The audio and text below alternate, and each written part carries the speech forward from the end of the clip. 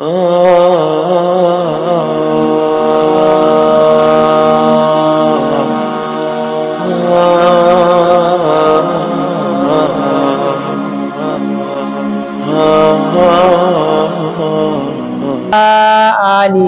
وصحبہ وبارک وسلم تسلیما کثیرا کثیرا اما بعد فاعوذ باللہ من الشیطان الرجیم بسم اللہ الرحمن الرحیم وما ارسلناک الا رحمتا للعالمین صدق اللہ العظیم وبلغنا رسوله النبي الكريم ونحن على ذلك لمن الشاهدين والشاكرين والحمد لله رب العالمين اللهم صل على محمد وعلى آل محمد كما صليت على إبراهيم وعلى آل إبراهيم إنك حميد مجيد اللهم بارك على محمد وعلى آل محمد كما باركت على إبراهيم وعلى آل إبراهيم إنك حميد مجيد. محترم بزرگوں اور بھائی، گزشتہ درس میں اس بات کو بیان کیا گیا تھا کہ حضور علیہ الصلاۃ والسلام رحمت للعالمین ہیں. عالمین عالم کی جمع ہے، عالم جہان کو کہتے ہیں، جہان 80,000 ہیں. پھر ان کا خلاصہ بیان کیا تھا کہ ان تمام جہانوں کا خلاصہ 4 جہانوں میں ہے: عالم ارواح، عالم اجساد، عالم برزخ اور عالم حشر. عالم ارواح میں حضور علیہ السلام رحمت بنے. الست بربکم قالوا بلا، بلا کا جواب دے کر حضور علیہ السلام کی روح مبارک باقی تمام ارواح کے لیے رحمت بنا. دنیا میں عالم اجساد ہے. عالم اجساد میں تفصیل کے ساتھ بیان کیا گیا کہ حضور علیہ السلام کس طرح ہمارے لیے رحمت بنے. عالم برزخ میں بھی تفصیل کے ساتھ بیان کیا گیا کہ حضور علیہ السلام کس طریقے کے ساتھ قبر میں ہمارے لیے رحمت ہے. پھر آخر میں آتا ہے عالم حشر. عالم حشر جو ہے وہ قیامت کا دن ہے جو 50,000 سال کے برابر ہوگا. 50,000 سال، دنیا کے 50,000 سال نہیں، آخرت کے 50,000 سال ہوں گے. اور سورج بالکل قریب آ چکا ہوگا. ہر انسان اپنے گناہوں کی بقدر پسینے میں ڈوبا ہوا ہوگا. بغیر لباس کے ہوں گے، ننگے ہوں گے. حضرت عائشہ حضور علیہ السلام سے عرض کرنے لگی یا رسول اللہ سب ننگے ہوں گے تو ایک دوسرے کی طرف دیکھیں گے نہیں؟ آپ نے فرمایا انہیں اپنا ہی ہوش نہیں ہوگا تو دوسرے کی طرف کیا دیکھیں گے. اتنا شدید دن ہوگا، وہ اتنا سخت دن ہوگا. اللہ رب العزت کا قہر اور غضب اور جلال جو ہے وہ پورے عروج پر ہوگا. 50,000 سال کا دن ہوگا. اللہ کی عدالت لگی ہوئی ہوگی. اب لوگ پریشان ہوں گے، انتظار میں ہوں گے کہ کب عدالت میں فیصلے شروع ہوگا، کب مقدموں کی سماعت شروع ہوگی. آپ حضرت پاکستانی اس چیز کو آسانی کے ساتھ سمجھ سکتے ہیں کیونکہ پاکستان کی عدالتوں میں مقدمات ماشاءاللہ 50-50 60 سال تک جو ہے وہ چلتے رہتے ہیں. بیٹا مقدمہ پردادا مقدمہ کرتا ہے، پڑپوتا مقدمہ بھگتتا ہے، فیصلہ پھر بھی نہیں ہوتا ہماری عدالتوں کے اندر. تو روز روز کی پیشیوں سے نا لوگ تنگ آ جاتے ہیں. پھر کیا کہتے ہیں یار کسی کے بھی حق میں فیصلہ ہو، یہ روز روز کی پیشیوں سے تو جان چھوٹے.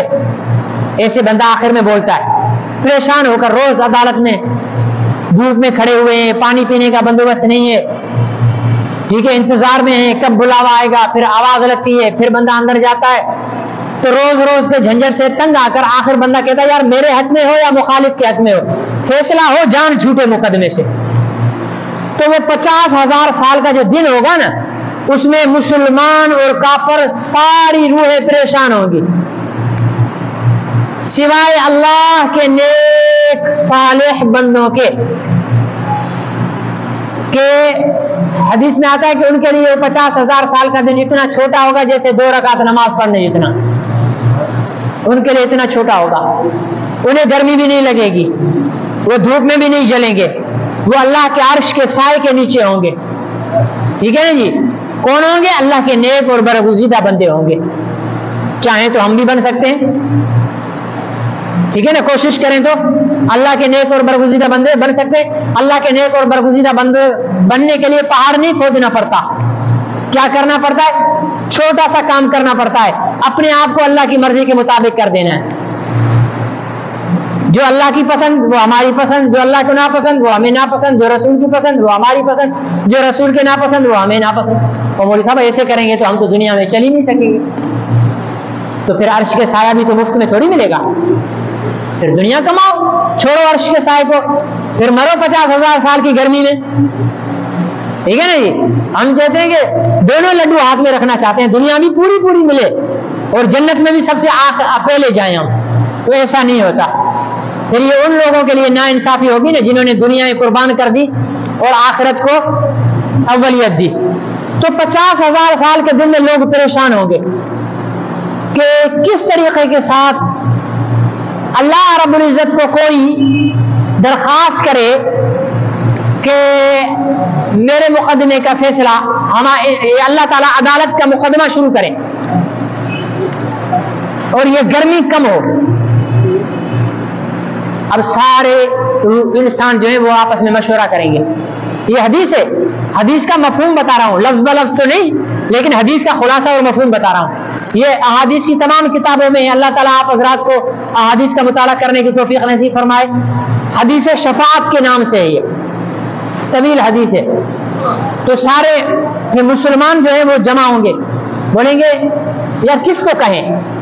تو مسلمان آپس میں کہیں گے یار ہمیں دین کی باتیں مولوی بتاتے تھے، ہمیں دین کی باتیں مولوی بتاتے، چلو انہی کو پکڑتے ہیں چل کر. اب وہ علماء کے پاس عوام پہنچے گی، آپ لوگ ہمیں دین کی باتیں بتاتے تھے، اب اس مسئلے کا حل نکالو، اللہ تک بات پہنچاؤ، یہ گرمی یہ سختی ختم ہو اور حساب کتاب شروع ہو جائے. تو علماء کرام ایک وفد بنائیں گے، ایک وفد بنائیں گے کہ اب ہم کوشش کریں اللہ تک بات پہنچانے کی. اللہ تک بات کیسے پہنچے گی؟ اللہ کے نبیوں کے ذریعے پہنچے گی. یہ علماء کا وفد حضرت آدم علیہ السلام کے پاس پہنچے گا. السلام علیکم، آپ انسانیت کے ابا ہیں، آج ساری اولاد آپ کی پریشان ہے، گرمی میں مر رہی ہے، آپ اپنے رب سے کہیے کہ گرمی کم کریں اور حساب کتاب شروع کر دیں. تو آدم علیہ السلام کہیں گے یا رب نفسی یا رب نفسی. نہیں بابا، نہیں، میرے سے تو وہ ایک درخت کے قریب جانے سے منع کیا تھا، میں وہاں غلطی سے چلا گیا تھا، میں تو ابھی تک اسی میں شرمندہ ہوں. میری جان کی پناہ ہو جائے، بس میری جان بچ جائے، باقی تم جانو، تمہارا رب جانے، میں نہیں کچھ کرنے والا. مایوس ہو کر حضرت آدم اپنا نوح علیہ السلام کے پاس پہنچیں گے کہ آپ دوسرے ابا ہیں، آپ کچھ کریں. وہ بھی کہیں گے یا رب نفسی یا رب نفسی، یا اللہ میں اپنی جان کی بس حفاظت چاہتا ہوں. ابراہیم، اسماعیل، یعقوب، یونس، یوسف، داؤد، سلیمان، جتنے نبی ہوں گے ہوتے ہوتے ہوتے ہوتے آخر میں آئیں گے حضرت عیسیٰ علیہ السلام کے پاس. اس سے کہیں گے کہ آپ اللہ کے جو ہے وہ خاص پیغمبر ہیں اور روح اللہ آپ کا خطاب ہے، اللہ نے آپ کو بن باپ کے پیدا کیا ہے، اپنی قدرت سے پیدا کیا ہے، آپ اللہ سے کہیے یہ گرمی ختم ہو، حساب کتاب شروع ہو. تو وہ کہیں گے نہیں بھائی، میں تو اللہ سے شرمندہ ہوں، میری قوم نے تو مجھے خدا بنا دیا تھا، کہیں اللہ تعالیٰ میری اس بات پر پکڑ نہ کر لے. یا رب نفسی یا رب نفسی. نہیں میرے اللہ، میری بچت ہو جائے بس، باقی خود جانے. ہاں، عیسیٰ علیہ السلام فرمائیں گے لیکن ایک راستہ تمہیں بتاتا ہوں، وہاں سے تمہارا کام بن سکتا ہے، اور وہ ہے اللہ کے حبیب آخری نبی حضرت محمد رسول اللہ صلی اللہ علیہ وسلم، ان کے پاس جاؤ، وہاں سے کچھ نہ کچھ تمہارا کام بن جائے گا. اب یہ علماء آپس میں مشورہ کریں گے کہ یار اب رہ گیا آخری دروازہ، عیسیٰ تک سب نے جواب دے دیا، اگر محمد رسول اللہ نے جواب دے دیا پھر تو کام بنے گا ہی نہیں۔ تو جب کسی سے کام نکلوانا ہوتا ہے نا، کوئی کام سفارش کروانی ہوتی ہے نا، ہمارے ہاں تو دنیا میں جھوٹی تعریف کرتے ہیں، کسی بڈیرے کے پاس جانا، سائیں مجھے جو خیر، بادشاہ جو خیر، سدا سلامت ہو جو سائیں، کہاں جی بادشاہی میں غریبن جو بھلو، پتہ نہیں کیا کیا جھوٹ موٹ مارتے رہتے ہیں تاکہ وڈیرا خوش ہو کر کچھ نہ کچھ ہماری ہیلپ کر دے۔ جھوٹ بول رہے ہیں سائیں ہمارا بڑا انصاف، آپ کو بڑے انصاف والے ہیں، آپ کے سائے میں تو کبھی ظلم ہوا، سب سے بڑا ظالم خود وہ وڈیرا ہوتا ہے، لیکن ہم جھوٹ بول رہے ہوتے ہیں۔ تو یہ ایک متاثر کا وہ انگریزی میں لفظ آتا ہے امپریس کرنے کا طریقہ ہوتا ہے اگلے کو قائل کرنے کے لیے کہ یار ہماری بات مان لے۔ اب سارے آپس میں مشورہ کریں گے کہ یار حضور علیہ السلام کے پاس تو جائیں گے، لیکن حضور علیہ السلام کے پاس جا کر ڈائریکٹ بات نہیں کریں گے، پہلے حضور علیہ السلام کی تعریف کریں گے۔ اب تعریف کیا کریں؟ رحمت للعالمین ہے، نہیں یہ اتنی بڑی تعریف نہیں ہے۔ شفیع المذنبین ہے، نہیں یہ بھی اتنی بڑی تعریف نہیں ہے۔ کافۃ للناس ہے، یہ بھی اتنی بڑی۔ والضحیٰ ہے، یہ بھی اتنی بڑی تعریف نہیں ہے۔ الم نشرح لک کے سینے والے، یہ بھی اتنی تعریف نہیں ہے۔ پھر سب کہیں گے کہ حضور علیہ السلام کے پاس جا کر کیا کہیں گے کہ اے اللہ کے آخری نبی، اللہ نے آپ کو نبیوں کا آخر بنایا، آپ کو آپ کی ختم نبوت کا واسطہ ہے، آپ اپنی ختم نبوت کے صدقے میں اللہ سے درخواست کریں کہ یہ گرمی ختم ہو جائے، حساب شروع کر دیں۔ اب یہاں آ کر ہمارے مسلمانوں سے ایک گروہ پھسل جاتا ہے، کیا کہ محمد رسول اللہ صلی اللہ علیہ وسلم کے پاس طاقت ہے، بس وہ یوں کر دیں گے، یوں نہیں کر دیں گے، آگے اللہ ہے، ٹھیک ہے نا؟ کیا کریں گے؟ فوراً سجدے میں گر جائیں گے۔ اور حضور علیہ السلام نے فرمایا کہ اللہ تعالیٰ اس وقت میرے دل میں الفاظ ڈالیں گے، میں ان الفاظ کے ذریعے اللہ کی تعریف کروں گا، وہ ہے نا اللہم رب هذه الدعوة التامة والصلاة القائمة آت محمدا الوسیلة والفضیلة والدرجة الرفیعة، یہ سب تو اللہ تعالیٰ دل میں حضور کے ڈالیں گے اور ان الفاظ سے حضور علیہ السلام دعا کریں گے۔ تو اللہ رب العزت فرمائیں گے ارفع راسک سل توبک، میرے محبوب سر اٹھائیے، مانگیے کیا مانگنا ہے۔ یوں نہیں کہیں گے چلو جاؤ جو تم نے کرنا ہے کر لو، نہیں، مانگو گے مجھ سے دوں گا میں، دے گا کون؟ اللہ۔ مانگنے والے کون ہوں گے؟ محمد رسول اللہ، کیونکہ محمد رسول اللہ اللہ سے مانگتے ہوئے اچھے لگتے ہیں اور اللہ رب العزت محمد رسول اللہ کو دیتے اچھے لگتے ہیں۔ تو حضور علیہ السلام عرض کریں گے یا اللہ یہ ساری مخلوق آپ کی پریشان ہے، اس گرمی کو ہٹائیں، یہ سورج کی تپش کو ختم کریں اور بندوں کا حساب کتاب شروع کریں۔ روایات میں آتا ہے کہ اللہ تعالیٰ حضور علیہ السلام سے فرمائیں گے کہ اچھا بتاؤ کہاں سے حساب شروع کروں، حساب کہاں سے شروع کروں؟ وہاں تو خربوں انسان ہوں گے نا، آدم علیہ السلام سے لے کر قیامت تک جتنے انسان پیدا ہوں گے، خربوں سے خربوں انسان، کہاں سے حساب شروع کریں؟ اللہ کے سامنے پیش کرنا بڑا مسئلہ ہے۔ تو اللہ تعالیٰ حضرت ابوبکر صدیق کو پکڑیں گے اور اللہ کی عدالت میں کھڑا کر دیں گے، یا اللہ اس سے شروع کریں۔ کس سے؟ حضرت ابوبکر صدیق سے۔ تو اللہ رب العزت حضرت ابوبکر صدیق کو اپنی عدالت کے کٹہرے میں دیکھیں گے، اللہ کا سارا غیظ اور غضب ٹھنڈا ہو جائے گا۔ اللہ تعالیٰ فرمائیں گے اس سے کیا حساب لوں جس نے سب تجھ پر قربان کر دیا، اس سے کیا حساب لینا ہے جس نے سب تجھ پر لٹا دیا۔ فرمائیں گے اس کو تو بغیر حساب کے جنت میں بھیج دو۔ تو یہاں پھر گرمی ختم ہوگی۔ یہ جو پہلی شفاعت ہے نا، اس کو کہتے ہیں شفاعت کبریٰ، بڑی شفاعت، یہ کافر اور مسلمان سب کو فائدہ دے گی۔ پھر جو گرمی ختم ہوگی نا حشر کی، تو وہ کافروں کے لیے بھی ختم ہو جائے گی، مسلمانوں کے لیے بھی ختم ہو جائے گی، پھر حساب شروع ہو جائے گا۔ پھر جو کافر ہے وہ جہنم میں جائے گا، جو مسلمان ہے وہ جنت میں جائے گا، جو گناہ گار ہے اللہ اپنے معاف کر دے. جیسے اللہ تعالیٰ ایک بندے کو بلائیں گے ایسے، وہ ادھر آؤ میرے پاس آؤ، ایسے کر کے اس کے اوپر چادر ڈالیں گے اپنی ستاری کی، یوں کر کے اس کو بولیں گے کہ یہ تم نے گناہ کیا، یہ تم نے گناہ کیا. وہ بولے گا ہاں ہاں یہ بھی کیا، یہ بھی کیا، یہ بھی کیا. تو اللہ تعالیٰ فرمائیں گے اچھا جا، میں سارے گناہوں کی جگہ تیری نیکیاں لکھ دی، جنت میں جا. تو اب وہ پھر یا اللہ میں نے وہ بھی گناہ کیا ہے، اب اس کو پتا لیا نا گناہ کے بدلے میں مجھے نیکیاں مل رہی ہے. تو اب جو اس کو یاد نہیں تھا وہ بھی یاد کر کے آئے گا کہ جو نیکیاں ہی مل رہی ہیں تو سارے گناہ تو گناہ، یا اللہ میں نے یہ بھی کیا تھا، یا اللہ میں نے یہ بھی کیا تھا. تو اس طرح اللہ تعالیٰ یوں معاف کسی کو کسی طرح معاف کر دیں گے. جیسے روایت میں آتا ہے کہ ایک کو کہیں گے کہ ایک نیکی کم ہوگی، ایک نیکی حساب کتاب میں، کیونکہ اللہ جب عدل کریں گے نا تو بھائی کوئی نہیں جنت میں جا سکتا، عدل پہ آئیں گے تو کوئی جنت میں نہیں جائے گا.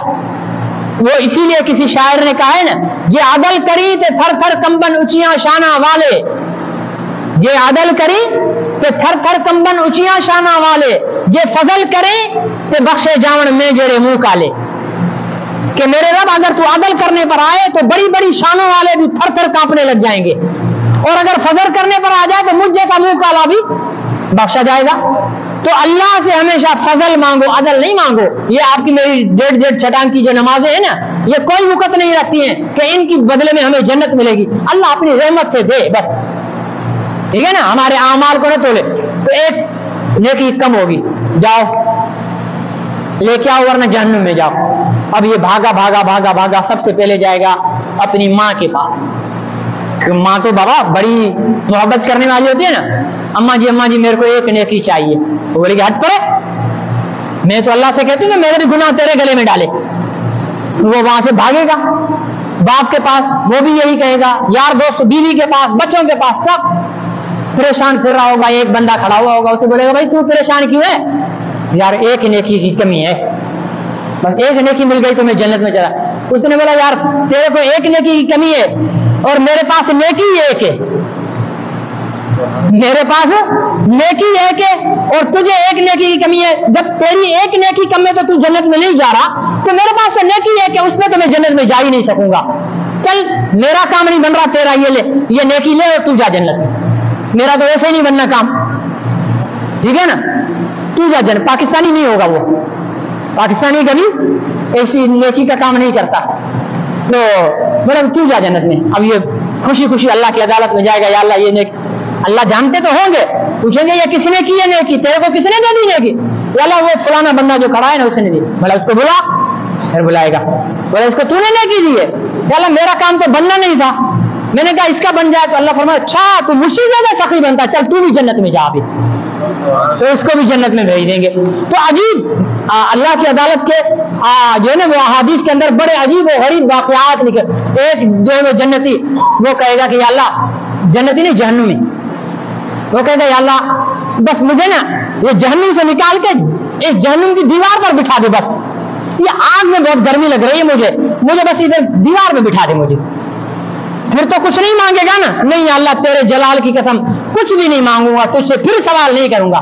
اللہ تعالیٰ حکم دیں گے اس کو جہنم سے نکال کر جنت کی دیوار پر بٹھا دیا، جہنم کی دیوار پر بٹھا دیا جائے گا، کیونکہ جنت اور جہنم کے درمیان دیوار ہے نا، اس پہ بٹھا دیا جائے گا. اب وہ 1000 سال تک سکون سانس لے گا. ظاہر آگ سے اندر اور آگ کے باہر فرق تو ہے نا، تو باہر نکل کر بیٹھے گا، سانس لے گا.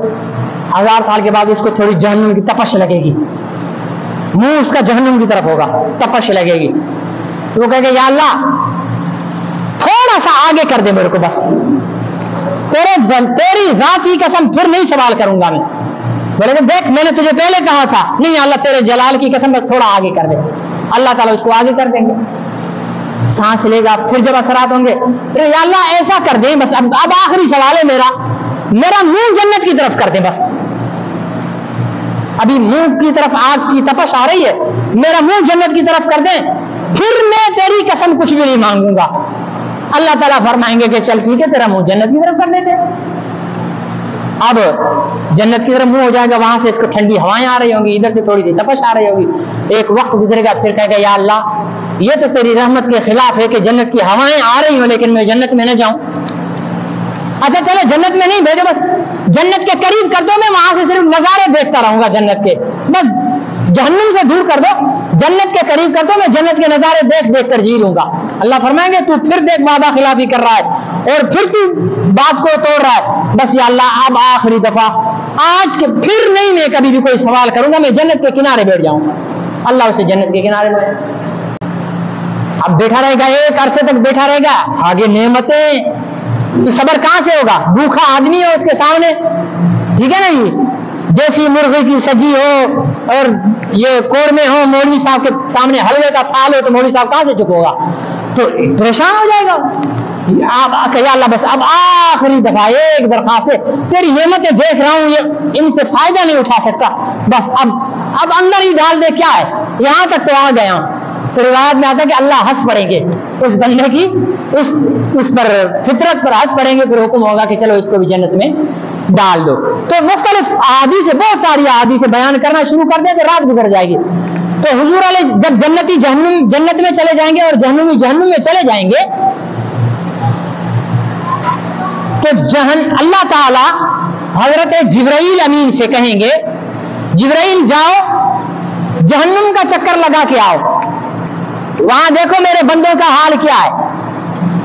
اچھا جو جہنم کا چوکیدار ہے نا، جس کو کہتے ہیں داروغہ جہنم، حدیث میں آتا ہے کہ اس کی شکل ہی اتنی گندی ہے نا، جہنمی کو آگ میں بھی نہ رکھو، صرف اس کو دیکھنے کے لیے بولو اس کو دیکھ، تو اس کی شکل اتنی بھیانک ہے کہ اس کی اذیت نہیں وہ تڑپ تڑپ کر مر جائے، صرف داروغہ جہنم کی شکل اتنی ڈراؤنی ہے۔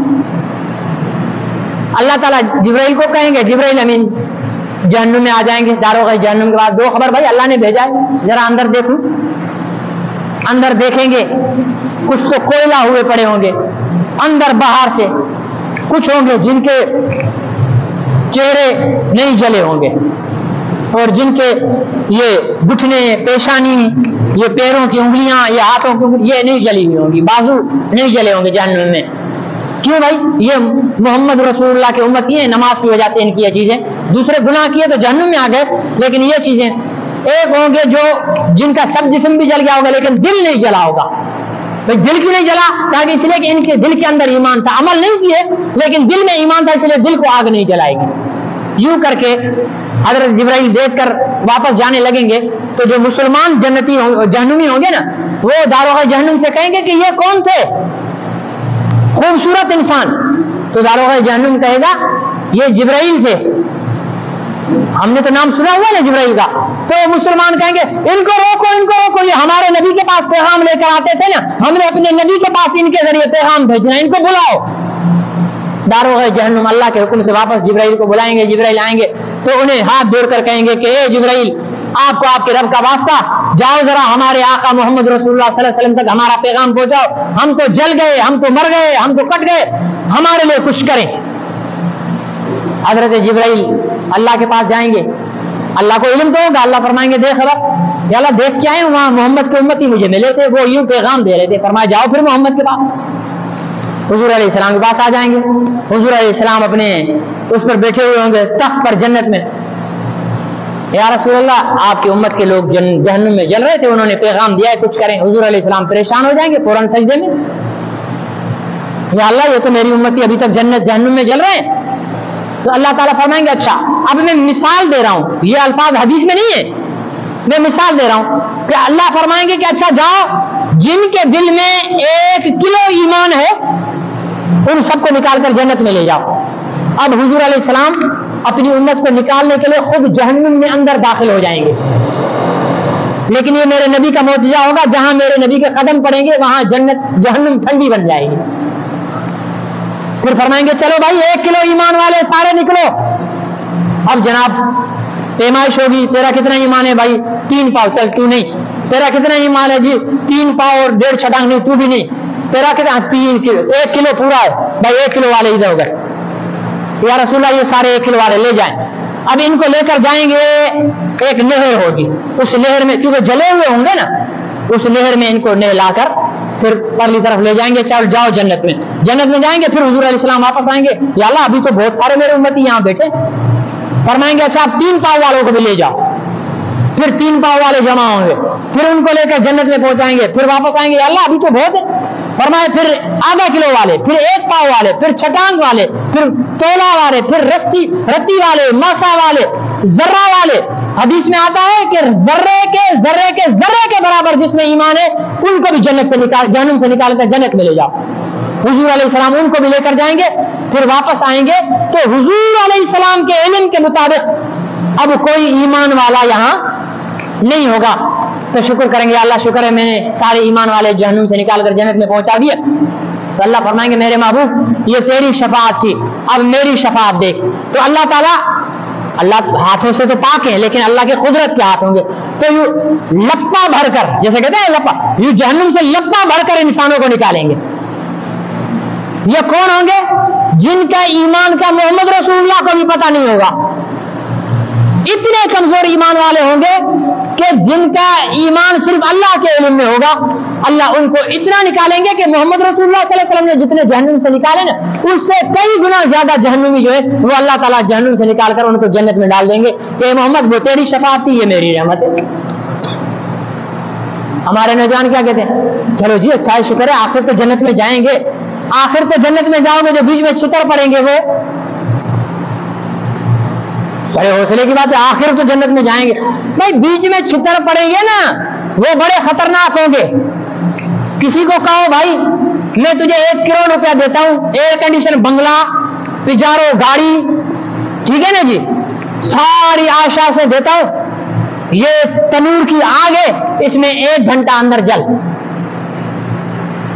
ہوگا تیار کوئی کہ تنور کی آگ میں 1 گھنٹہ میں جلوں گا اس کے بعد مجھے یہ سارا کچھ نہیں دے گا؟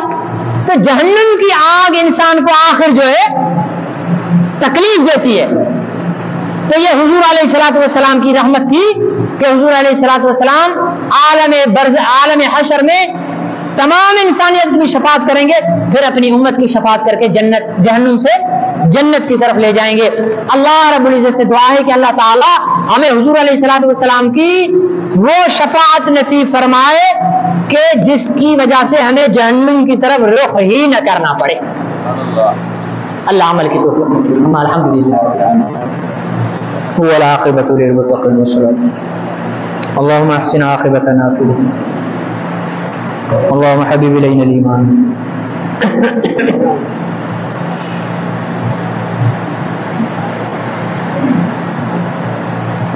اذا هديتنا